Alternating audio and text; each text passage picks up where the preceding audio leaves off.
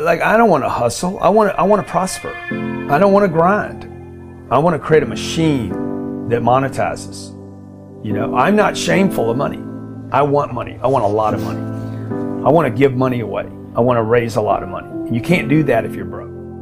Most of the people watching this thing should either not be in business if they've got one, or close the f***er down if they got one. Because you got in business for all the wrong reasons, and you don't have the balls to close them down because of what other people are going to say. You have no idea how limitless it is when you're not afraid of what other people think or say. You have no idea. There's not two people watching this thing that even has a concept of what it is to act as if you have no limits to your abilities. Zero. But you have to do something every day that scares you. And that's a takeoff from Helen Keller, who said, or not said, she was deaf, dumb, everything. She couldn't do anything. And she said every day she did something to scare herself.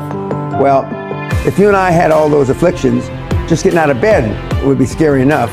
And so I decided that one of the differentiations between the people that got the most out of the week-long seminar and the year-long free mentoring from me is people that really press themselves hard.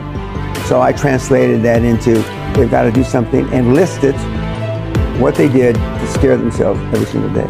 Is that the essence of really what you do, is getting people to take more risk, to get out of their comfort zones, and then the wealth comes later? It's not just out of their comfort zones. It's to change your reality. Okay, you know, your reality is different than my reality, and you know, your followers' realities are all different. But it's to change your reality and to make yourself accountable. That's not just getting outside your comfort zone, making yourself accountable. Okay, not just accountable, not accountable to somebody else, accountable to you, me, you know, yourself. Because that's the ultimately, that's the only person you should be accountable to, is yourself. And we grow up, in my judgment, wrongly, that we don't hold ourselves accountable enough. We just don't. We've learned to come up with reasons why we can't do this, reasons why it's okay not to do this, reasons why you didn't follow up on time, reasons why I told the guy to get back to him by Wednesday, it's now Friday. Oh, it's the weekend. I'll now get back to him, so, you know, on Monday. And life has gotten simpler now. With the internet and with email and the things where the communication is almost instant, you'd think it should be easier. But it's not. I use the analogy.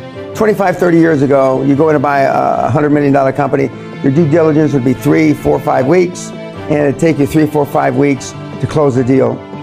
Okay, a month and a half. 6 to 8 weeks. With the internet, it should take less time because the information is instantaneous. It takes us twice as long to close a deal now. Twice as long. There's no reason for that. Things haven't gotten twice as complicated, but somebody has to put their name on the line. Somebody wants to push off the accountability. Somebody would rather have Brian sign off on it, so I go home early on a Thursday knowing you're going to come in early on a Monday and your signature will be on the document instead of mine, because I don't want to be accountable. And so the kids today have this need. It's like this thirst for guidance. And the kids do better in the year-long mentor program than the older kids. So the kids in their teens and 20s do better than the guys in their 40s and 50s. That's because the guys in their 40s and 50s got a lot of baggage. Bad habits. Bad habits, you know, and it's tough to get rid of them. And the, you know, motivation gets you started. Good habits keep you going. Most people just have piss poor habits. And, you know, I've had these same habits for about 50 years now, okay? About 50 years. And I don't even think about it. I mean, it's just like brushing my teeth, taking a shower. I just do it.